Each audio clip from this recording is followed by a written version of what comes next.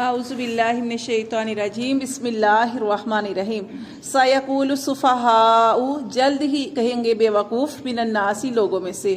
ما ولاہم کس نے پھیر دیا ان قبلتہم اللاتی اس قبلے سے جس پر کانوا علیہا جس پر آپ تھے کل آپ ان سے کہہ دیجئے للہ اللہ کے لیے ہے مشرق مشرق والمغرب اور مغرب یہدی وہی راہ دکھاتا ہے من یشاء جسے چاہتا ہے الی صراط مستقیم سیدھے راستے کی طرف۔ تو یہاں یہ بتایا گیا کہ جب آپ صلی اللہ علیہ وسلم مکہ سے مدینہ ہجرت کر کے آئے تو اس وقت 16-17 مہینوں کے لیے جو بیت اللہ تھا نا پہلے اس کو بیت المقدس کی طرف کر دیا گیا، یعنی جو ہم جس طرف ہم منہ کر کے نماز پڑھتے ہیں خانہ کعبہ کی طرف، اس کا رخ پھیر کر بیت المقدس کی طرف کر دیا گیا۔ اور اس کی وجہ کیا تھی؟ اس کی وجہ لوگوں کی آزمائش تھی،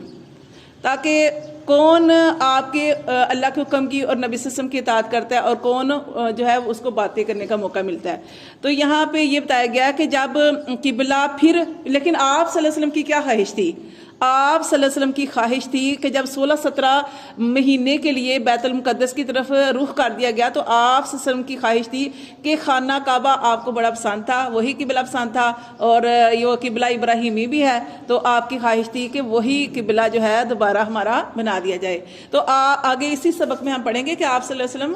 نگاہیں اٹھا کر آسمان کی طرف دیکھتے تھے، اللہ سے دعائیں کرتے تھے کہ اللہ خانہ کعبہ ہی قبلہ بنا دے۔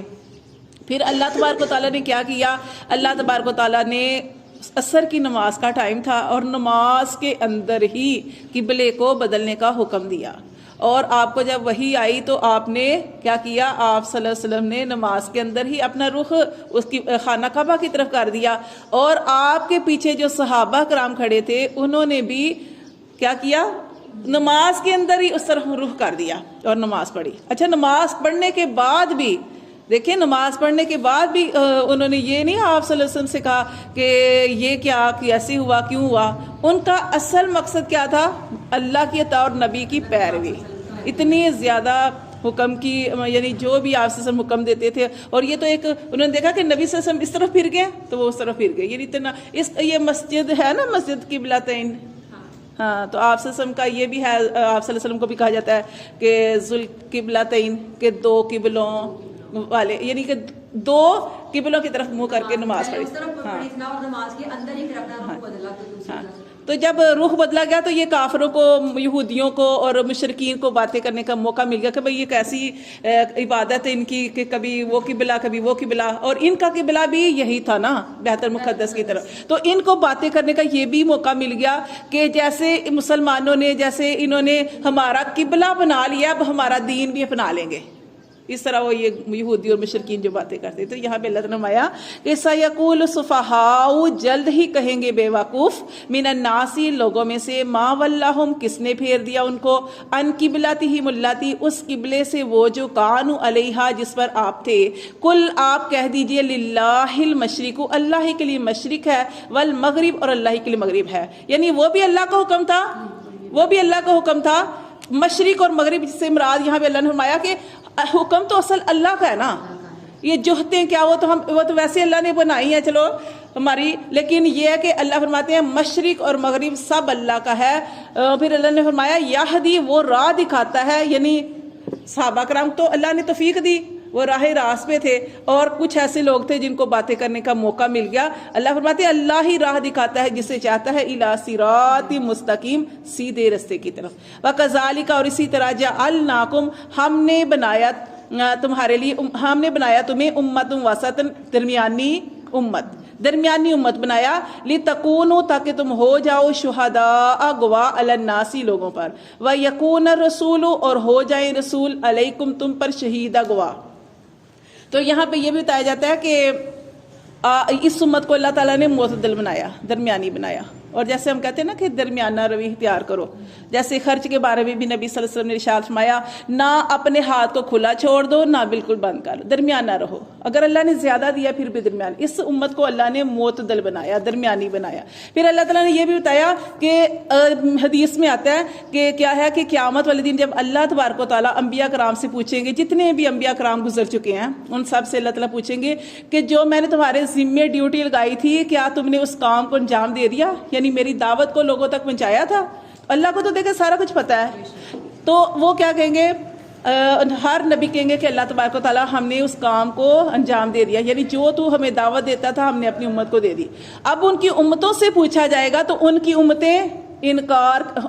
ساری تو نہیں انکار کریں گی، لیکن جو کافر ہوں گے، مشرک ہوں گے، جو نہ ماننے والے ہوں گے، وہ کہیں گے ہمیں تو یہ حکم آیا ہی نہیں، ہمیں تو یہ دعوت پہنچی نہیں. تو پھر اس وقت کون گواہی دے گا؟ اس وقت امت محمدیہ یعنی یہ گواہی دے گی کہ اللہ تبارک و تعالیٰ یہ نبی سچے ہیں، انہوں نے دعوت و تبلیغ کی اور ان کی امتوں نے ان کو جھٹلایا. تو وہ اس وقت کیا کہیں گے کافر؟ وہ کہیں گے، کافر مشرک کہیں گے کہ اللہ تبارک و تعالیٰ یہ امت محمدیہ تو آخر میں آئی، تو یہ ہماری کیسے، یہ انبیاء کی گواہی کیسے دے رہی ہے؟ تو پھر ان کو بتایا جائے گا کہ ہمارے پاس جو ہمارے آخری نبی آئے تھے اور ان کے پاس اور نبی کے ذریعے جو ہمارے اوپر کتاب نازل ہوئی تھی قرآن مجید، اس میں سارا کچھ اللہ تبارک و تعالیٰ نے بتایا تھا. تو اس لیے اللہ نے فرمایا کہ یہ فرمایا کہ وَكَذَلِكَ، اور اسی طرح جَعَلْنَكُمْ، ہم نے تمہیں بنایا اُمَّةً وَسَطًا، درمیانی امت، لِتَكُونُوا، تاکہ تم ہو جاؤ شہداء، گواہ، عَلَى النَّاسِ، لوگوں پر، وَيَكُونَ الرَّسُولُ، اور ہو جائیں گے رسول، عَلَيْكُمْ شہیدہ، تمہارے اوپر گواہ، اور پھر آپ سے سب بھی گواہی دیں گے. ٹھیک ہے. تو اللہ فرماتے ہیں وَمَا جَعَلْنَا الْقِبْلَةَ، پھر قبلے کی بات ہو رہی ہے کہ وَمَا جَعَلْنَا الْقِبْلَةَ الَّتِي، اور نہیں بنایا ہم نے اس قبلے کو مگر كُنْتَ عَلَيْهَا، جس پر آپ تھے، إِلَّا، مگر اس لیے تبدیل کیا، لِنَعْلَمَ، تاکہ ہم جان لیں، مَن يَتَّبِعُ الرَّسُولَ، کہ کون ہے جو پیروی کرتا ہے رسول کی، مِمَّن يَنقَلِبُ عَلَىٰ عَقِبَیْہِ، اور کون ہے جو الٹے پاؤں پھر جاتا ہے. یہ آزمائش تھی کہ کون اپنے رسول کی بات مانتا ہے اور کون ہے جو ان کو باتیں بنانے کا موقع ملتا ہے اور الٹے پاؤں پھر جاتا ہے. اللہ فرماتے ہیں وَإِنْ كَانَتْ، اور بے شک یہ تھی، لَكَبِيرَةٌ، بڑی بھاری بات تھی، إِلَّا عَلَى الَّذِينَ هَدَى اللَّهُ، مگر ان لوگوں کے لیے بڑی بھاری بات کچھ بھی نہیں تھی جن کو اللہ نے ہدایت دی، جن کا مقصد ہی اللہ کی رضامندی، اللہ کے رسول کی اطاعت تھا. جو صحابہ کرام کو آپ نے دیکھا نا کہ وضو کرتے تھے آپ صلی اللہ علیہ وسلم تو پانی نیچے گرنے نہیں دیتے تھے، تو ان کا تو مقصد نبی کی اطاعت تھی. تو اللہ فرماتے ہیں یہ ان کے لیے کوئی بھاری نہیں تھی جن کو اللہ نے ہدایت دی. وَمَا كَانَ اللَّهُ، اور نہیں ہے اللہ، لِيُضِيعَ، نہیں اللہ ضائع کرتا، ایمانکم، تمہارے ایمانوں کو، ان اللہ، بے شک اللہ، بالناس، لوگوں کے ساتھ، لرؤوف الرحیم، بڑا ہی شفیق، بڑا ہی رحم کرنے والا ہے. تو اللہ تمہارے ایمانوں کو ضائع نہیں کرتا. اس سے مراد یہ ہے کہ کچھ صحابہ کرام کے گھر والے جو تھے وہ نبی صلی اللہ علیہ وسلم کے پاس آئے اور انہوں نے کہا کہ یا رسول صلی اللہ علیہ وسلم، جب ہم بیت المقدس کی طرف ہمیں حکم دیا گیا تھا نمازیں پڑھنے کا، تو اس وقت ہمارے فلاں رشتہ دار جو تھا وہ انہوں نے بھی بیت المقدس کی طرف رخ کر کے نمازیں پڑھی، لیکن جب ہمارا قبلہ دوبارہ قبلہ خانہ کعبہ بنایا گیا تو وہ ہمارے فلاں